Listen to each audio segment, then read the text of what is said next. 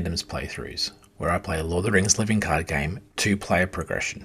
In this scenario, we're going to attempt the escape from Dol Guldur. This is the third quest from the core box of Lord of the Rings core set, and it is, in my opinion, the hardest quest in the entire game, especially when using a core set. Now, it's not impossible, but let's see how we go. 1A, Necromancer's Tower. The Lady Galadriel of Lorien has asked you to investigate the area in the vicinity of Dol Guldur. While doing so, one of your allies was ambushed by orcs, captured, is now being held in the dungeon. So we reveal 3 objective cards, we put the Nazgul aside, and these are the Shadow Key, Guarded, Restricted, raise your threat by 2 when it's free of encounters to claim it, and then we get damaged each round, which is, it gets tricky because there's quite a few of these we need to get.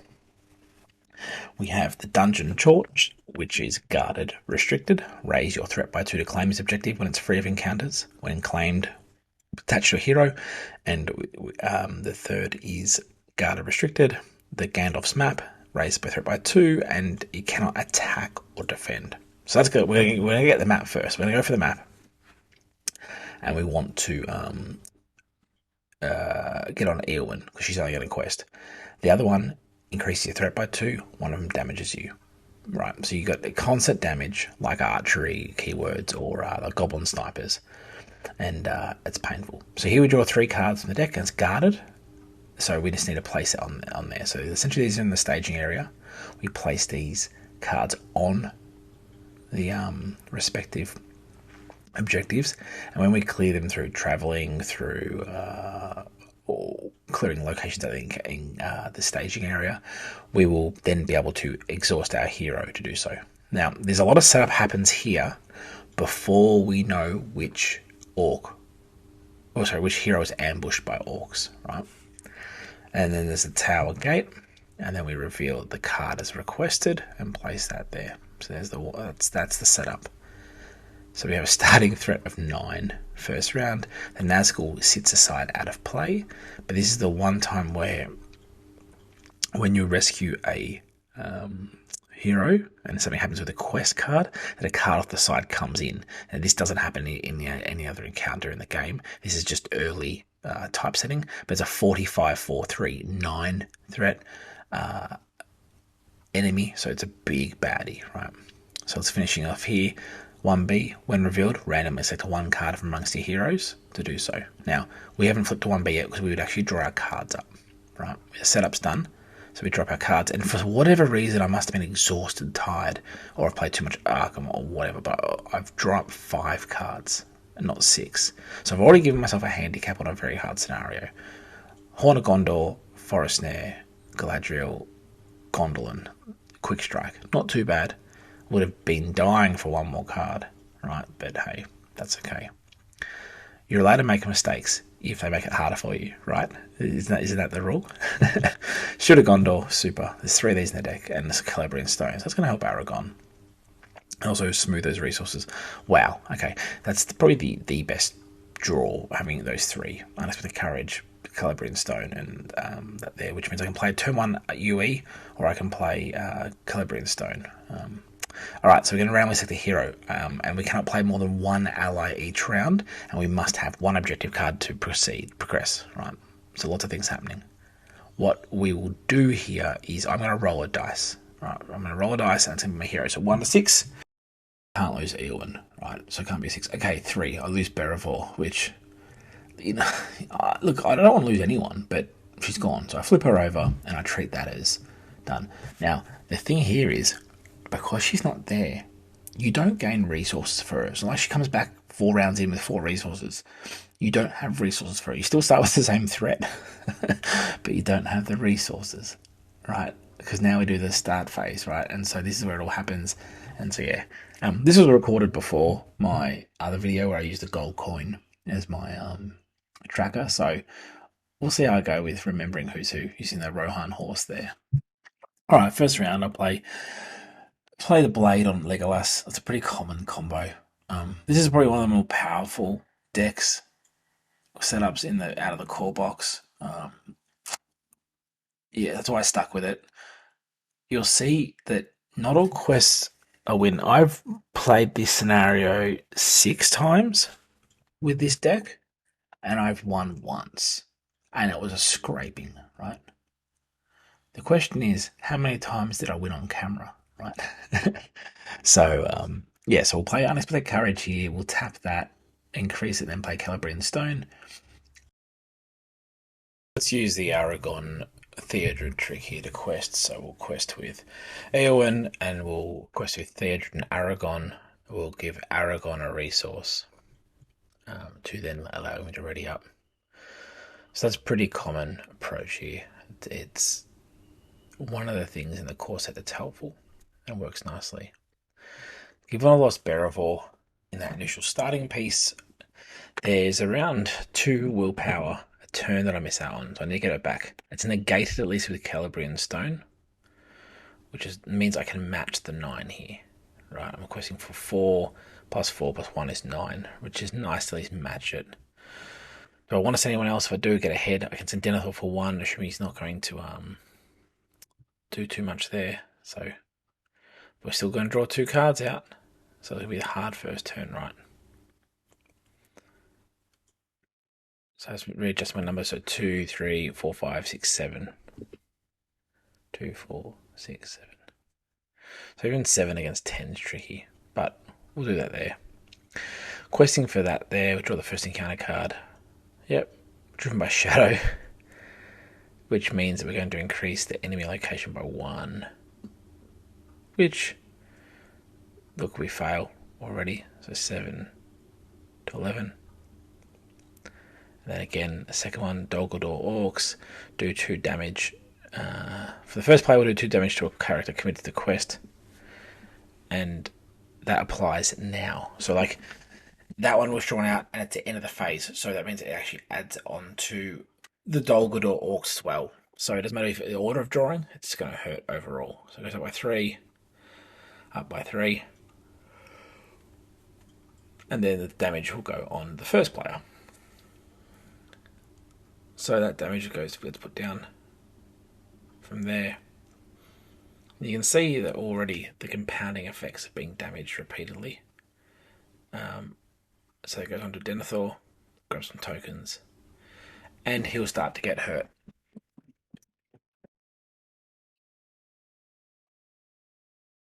Alright, so we move on now. We will travel to one of the stages here.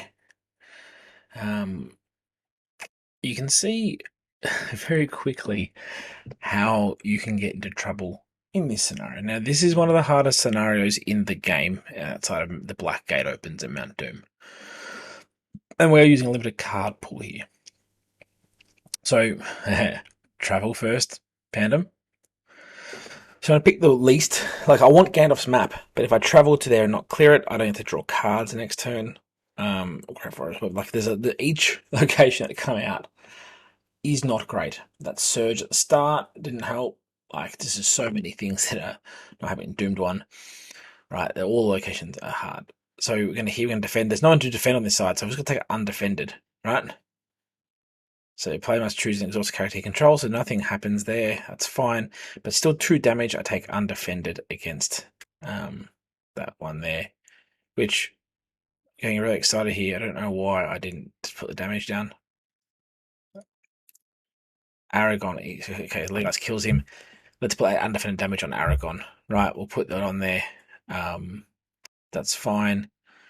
Let's just keep a mental tracker of that one there. Here I am just looking at this scenario going, there's so much of my staging area. I already have the fear of Dol Guldur in my playthrough here at the moment. And so 2 damage already on Aragon. Not a concern really, because at the end of this, you'll see how quickly the tables turn. Right. So we'll play through this one here. Alright, so I draw up a card. I play the Northern Tracker, which is what I'm after here. Northern Tracker for me here is key to help clearing some of those locations out of the staging area. I need to start doing so, and doing so quickly. Alright, so we do the trick with Aragon. Buy puppies, values, I'll pay for the Northern Tracker, get that out there. I've just overlaid on some damage that I should have taken from that previous attack, undefended, and it's on Eowyn. You'll see how we go there. Look, it's one of those things where this scenario just punishes you from an encounter point of view, from a treachery point of view. The limit of one ally per round hurts. It's the first style quest to just be assaulting, right? I'm pulling up Dol Guldur, I'm pulling up Dwarven Veteran Axe Hands. So I can't even put multiple dwarves out, right? It's just I need to start buffing up heroes, and it's a mixtured approach. So Horn of Gondor, pay for one there, put it on Aragon, and then I'll also put down Blade on Legolas. So we got some buffs here, which is nice. So build up our board state, which is I think key.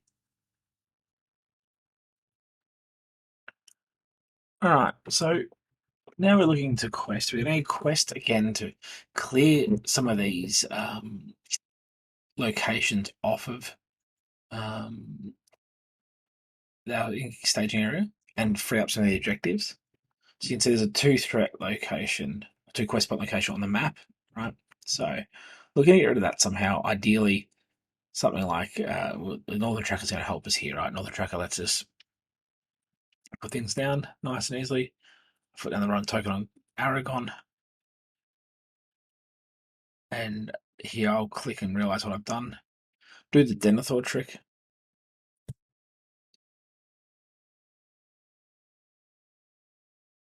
You can see us start to build it out there. What I've got to do here, I've sped up this clip to 1.75 speed. The reason I'm doing this here is you probably can guess the result of this playthrough. I've played this quest about 10 times and I didn't capture the win on video. I'm just going to show you how I approach it though, right? So I realize here that Aragon will do the Aragon trick to quest. And questing here, I'll quest for the same amount. I need to clear things off the staging area, right? And that's the thing about having the Northern Tracker out helps a lot, keeping the state of the board clear. A Northern Tracker, after Northern Tracker commits to a quest, to place 1 progress on each location in the staging area. It's great if you get landlocked. So I play this quest other times and I've had all enemies in the staging area, right? So it's one of those scenarios where you just think, what's going on, right? How's this happening? I removed the tower gate, which is great because it means there's no forced things that happen, which is perfect, right? There are some locations in the game that are immune to player cards like this, but the idea here is that I can clear out multiple things, or at least get them primed and peppered down for when I start to move into what's it called? The active location. And so here we go there. More encouraging. It's got a value on here, drawing cards out, counting out the values of them all, realizing that the card actually surged into a Dol Guldur Beastmaster. So you can see here, I've got 5 encounter cards in staging area and 3 objectives to claim. I need to have unexhausted heroes to claim the objective. So I've got some unexpected courage in the deck to help out here. So using on Legolas to either pick something up or do that. The catch of that Shadow Key hurting your player needs to go on someone with a lot of health. Otherwise, you need to have healing to get rid of it. Okay, so I optionally engage these guys here. Dol Guldur comes out and engage with Denethor. Denethor defends, hoping that it doesn't proc higher than like 2. Otherwise, Denethor's gone. Or something where we have to ignore him because he's going to do 3 or 4 damage and that's going to hurt most heroes. And you can see here that what we've got here is the play of the shadow cards. So I just adjust shadow cards because the Dol Guldur Beastmaster requires 2. So I move it across there so the order stays the same. So if I draw them from the deck, I declare my defender. And my defender here, in this case here, is Aragon. And he takes, when revealed, resolve the effect of Iron Shackles. Aragon gets the Iron Shackles, which means I place it on top of my encounter deck and deal with that afterwards. You can see here, next time the player would draw 1 or more cards, you draw Iron Shackles, and then it goes away, you discard it. So essentially, it's like, you cripple your draw for a round. Now, if I had Beravor or someone with card draw, I could proc that and then trigger it and remove that Iron Shackles. Yeah, so you can see that it adds up. Manage to get rid of the enemies engaged with Denethor, which is nice. And I accidentally put the little Beastmaster into the discard pile, but I had actually dealt with it. So yeah, very much Aragorn took that, defended, but we had no way to attack back. Legolas had to deal with the enemy in his staging area. If he had unexpected courage, I could be easily adding on a bit more damage, 4 points of damage over the other way. Love ranged, right? Range and things like swift stroke and all sort of stuff allow us to control encounter a bit more, but also help out defending, help out attacking. A bit more options. So I've really started to enjoy two-player opposed to solo, where one deck has to deal with all this. Having things like Swift Strike there to help out from play from another hand when you're defending on another side, or having things like Spear of the Citadel with Baragond, and you play that there to doing 3 damage when you defend. These sort of things excite me because you build really cool decks around specific cards. It might be 4 cards you enjoy, you build a deck around it. So there's the Unexpected Courage played from the right-hand side onto Legolas. I'll have that one on him, and then I would have my next Unexpected Courage on a defender, most likely someone who is Sentinel, ideally Aragon, but he's a bit wind injured. I use Daughter of the Nimrodal to heal 2 points of Aragon. Right, you can see though each hero is carrying wounds already. Right, I pull out a Necromancer's Reach against an exhausted character, so I'm going to be doing damage to her, and she's gone. Right, like it's a tricky state to be in. Probably need a bit more healing in these decks, but healing at what cost? Am I trading ability to quest, ability to defend? Now, having cleaned out the staging area is nice. I can see a doomed 1 on that skeleton comes out. Right, it's not overly tricky, but it's 8/2/2/1/2. It's an undead creature, and it's got doomed 1. So doomed place means it goes up. Your threat goes up by X. Caught in a Web comes out, and Caught in a Web's that wonderful card that locks down your hero's ability to refresh. Now, the logic behind here putting on Aragon is that Shooter Gondor generates 2 resources, and I can pay 2 resources to refresh my character. Until one of my miners, the Iron Hill, come out on the left-hand side to remove a condition in play, I can't do anything but do that. And that's the best way to pay for it. So essentially, I'm running on 5 or 4.5 heroes. Now, Swift Stroke lets me declare as a defender the ability to do 2 damage. If I declare a defender in Denethor, Swift Stroke means that he does 2 damage once it's declared. It's like the tactics card, or the ally helps you there. Helps essentially with those blocking scenarios, which is great to do a little bit of damage here and there. It ignores defense, like it's direct damage, right? So Gondorian Spearman does that 1. This card for 2. It's the same price as a Spearman, but it lets you stack it. So if you've got the resources, I suggest using it. In this case here, it keeps Aragon free, Legolas free. Denethor's exhausted here, but like it means that Legolas can shoot into the staging area with staging area. Sorry, that's held here. Legolas can shoot into the other party with Aragon attacking, and it's hard to kill the orc. So make progress on the quest and be able to move through. So you can see at a high level, whilst this is going quite fast, it's the same sort of grind each round. We're making this progress here slowly. We're meeting the requirements, adding one thing here, adding one little card at a time, one ally out, and we slowly grind it away. The problem is I need to pick up one of these objectives and quest for 8 quest points for this round to proceed. And then once I place quest on the second stage, I'll be able to make the progress I'm after. So I draw a Gandalf, which is nice. I draw the Miner of the Iron Hills, which lets me bring out the Miner next round. Now, I only have 1 resource because I'm not generating 2 lore from that side, and I am not also have a way to do resource smoothing in that deck. I don't have a way to, I don't have a song that lets me do that there. So look, I claim the torch. Claim the map because it doesn't have any impact. Like the other one does damage or raises my threat. I've got my Eowyn out there. She's exhausted, so I'm going to quest with. I can play Gandalf for 5, which is expensive, but I can do so. I'm going to quest with Gandalf and Northern Tracker and Aragon and Theodred and ready up Aragon. The Gandalf here negates Eowyn's questing ability, which, look, it's a bit of it doesn't give me a boost, but it gives me a progress here, and I can make that progress nicely. All right, so we'd play that one there. I didn't unready my Daughter of the Nimrodal And arguably, by unreading her, I would have healed Eowyn here. So I'm going to remove the heals from Eowyn as we speak now. So let me just do that. Joys of post-processing, Eowyn's healed because I didn't unexhaust my Daughter of the Nimrodal, and Daughter of the Nimrodal is next exhausted in this round here. So that comes out in the wash. I thought I did when I played it through, but I just wasn't thinking through. So we make the progress we need. We go to 2A. So we find a hidden entrance in the cave. We make our progress, which is fantastic.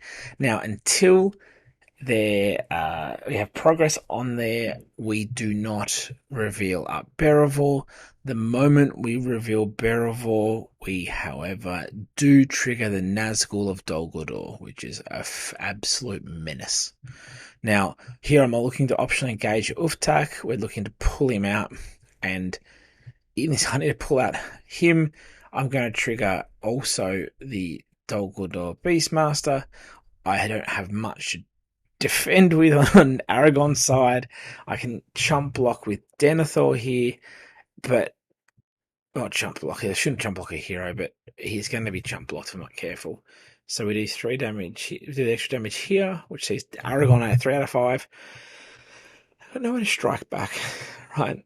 Uftak is going to hit hard and get stronger each turn, so you're going to hit for 3, and I defend here. Look, there's not much I can do. We just take it, and it whiffs, thankfully. So we've negated that equally, but Uftak gets a resource, and now he's getting stronger and angrier. I can see him just grunting, right? And yeah, it looks like we took undefended in the replay, right? Which is, well, I think this is where I accept the fact that I'm in Struggle Town. I'm dealing with a lot of damage on the board.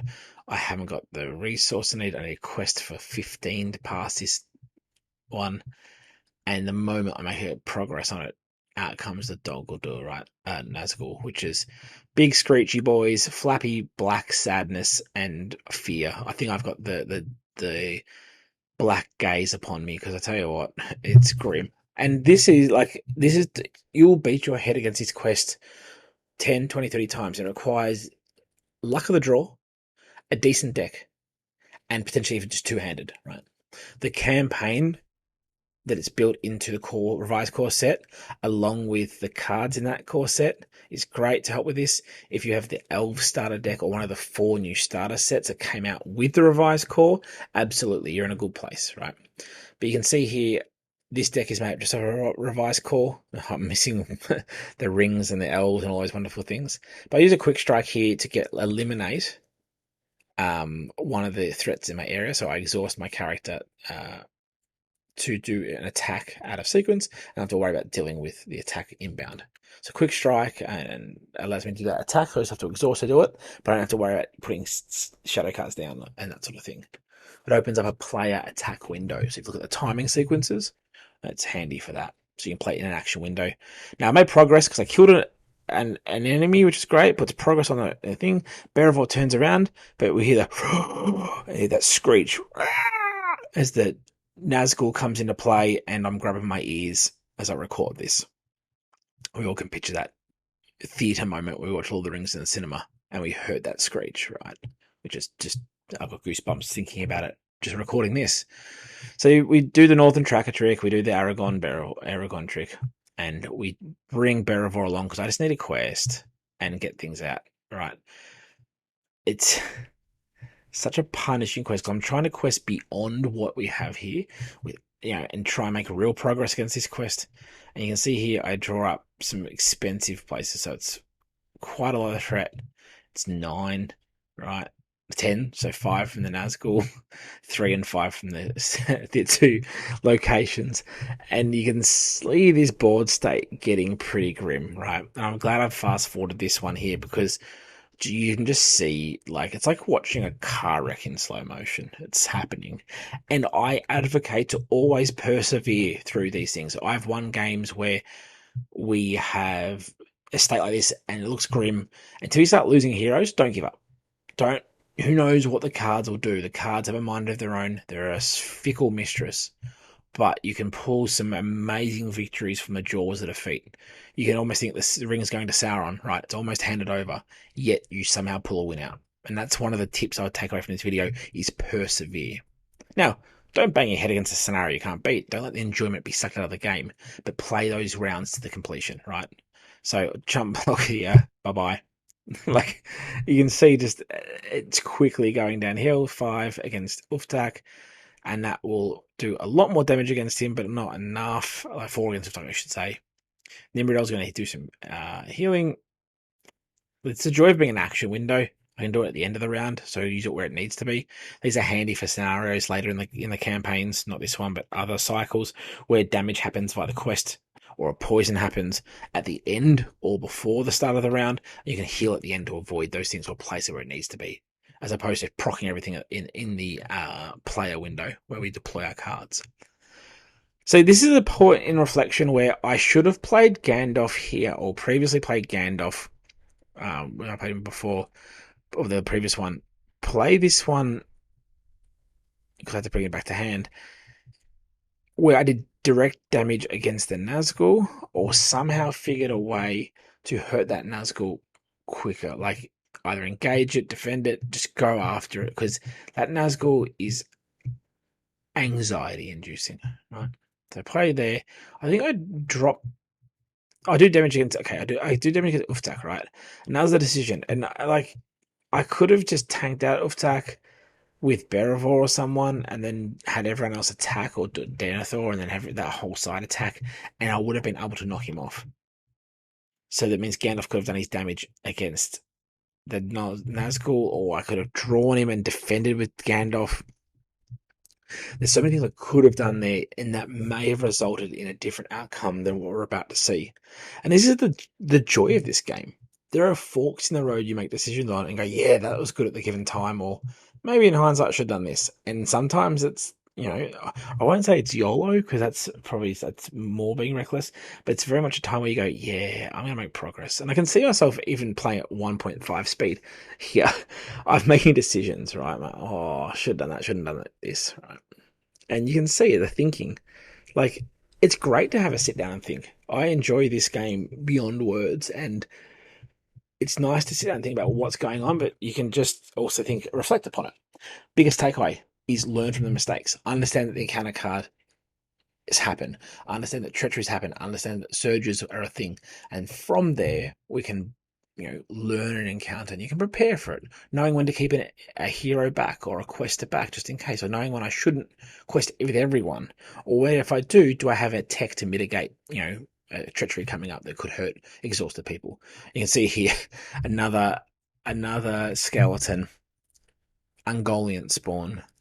It's slowly getting tough, right? That's probably some of the worst in there that are coming out. And given the threat of 39, and 40, the Ungoliant spawn is coming down. The Nazgul's coming down. So I decided here to optionally engage the Nazgul and bring it down, because that would have gone to the right-hand side first. At least here I can do something maybe with it. Ungoliant goes right. And I also just I realized, as I was reading this, the quest power of Ungoliant Spawn, because Ungoliant Spawn comes out, we negate it a bit. So I actually lose this one here by a lot more. And these are the things where, like, when revealed effects, you need to be able to cancel or over quest on to negate some of this stuff. So I lost a lot there. My threat's skyrocketing. I'm only on just start of 2A or 2B. You got the Cavern Guardian out. You have Shelob Spider out. You can see here the Nazgul is getting shadow card. Let's resolve right side first, or first player based on highest. You can see there the damage going on Aragorn. And it's just absolutely punishing here. Slowly slipping into sadness. Denethor managed to block most of that, which is nice. He takes 1 damage. 3 defense in the core box is sweet, right? So you get into Baragond in the Heirs of Numenor with 4 defense off the start. You realize that, yeah, this is pretty nice. So okay, we're doing the round. Threats within 5 of losing, right? There's Galadriel's greeting, which is nice. I can always drop it by 2 for each player, or 6 by 1. Which is like what I'm after. I'm going to play it here, and I play it selfishly to drop my entire threat by 6. So it's 45 down to 39. And there's 3 in the deck. So in theory, I should be able to play it twice. for one hero and once for one or whatever we need to help buy me time. There are decks that are high threat, but we aren't teched for that right now.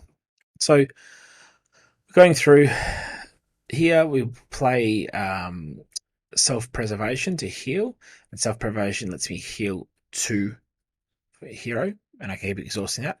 Self-preservation, whilst 3 lore, is a nice card to have in your deck. Something that's I don't always take because there are better healing cards that might do 1 per character or 1 per hero or heroes, but it is a nicer card in the set for this scenario. Like, for example, Law of Imladris is 2, but it heals all damage from that character. So if you're Gimli who's taking on with the Mithril Plate, you can heal lots if you need to, if you're scared or concerned. Exhaust 2 points of damage to the attached character. So self-preservation lets you do 2 per turn. It costs 3, but it stays in play, right? So it starts being nice there.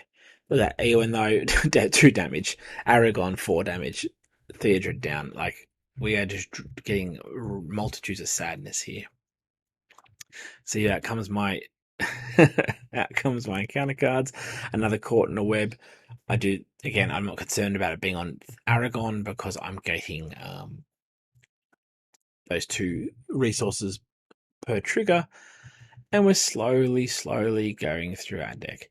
Necromancer's Pass is there. It goes away through the caverns, so we must have all 3 objectives before we leave. We can't leave here. We can't lock the door. We can't use a map to find our way out or use a torch to find our way out. We just simply need to get all of our things and do the job here. So I just dumped my progress there. We're almost there. I'm not sure why I'm not using my D20 that I normally use, but hey, I make decisions. All right. And if you got any feedback watching this, by the way, we're 30 minutes in, but if you're reading this so far and you see the feedback, by all means comment, right? Please comment. Love talking about this game. Love talking about it with you. And there's always things I can improve on. So we're into the bottom of the deck here. I'll do my shadow cards. This is it, right? This is the last turn. We're going to see what happens here. We're going to defend with Denethor, and he cops a Necromancer's Reach, which goes away because it's not a shadow effect, which is lovely. He takes 1 damage here. I can't do it much back, right? Like, yeah, I just reveal here. Theodred's going to take this as undefended. I think that's the risk I'm taking here. Yeah, which it goes, and it means I put on the damage onto Aragon. And Hammerhorns come out. And Hammerhorns is do 1 damage to every exhausted character you have. So goodbye, Eowyn.